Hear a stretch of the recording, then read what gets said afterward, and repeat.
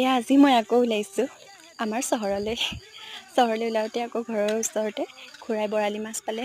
পানী উজান উঠিছে এইকেইদিন, সেইবাবে মাছবোৰ আহিছে আকৌ। তাৰপিছত আকৌ গৰমত থাকিব নোৱাৰি এইফালে আইচক্ৰীম এটা খাই ল'লোঁ।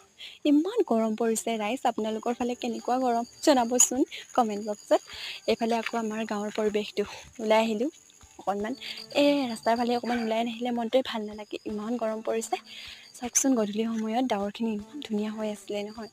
আকৌ মই আমাৰ আলিমূৰলৈ গ'লোঁ। আলিমূৰলৈ এই কিবা ৰেচন কাৰ্ডৰ নাম কাট খাই গৈছিলে, উঠাবলৈ গ'লোঁ। তাৰপিছত আকৌ আমাৰ ওচৰৰ দাদা এজনে আলিত মটৰ ঘুগুনি খাইছিলে, লগতে ময়ো খাই ল'লোঁ আৰু যিহেতু দেখিলে নোখোৱাকৈ থাকিব নোৱাৰোঁ।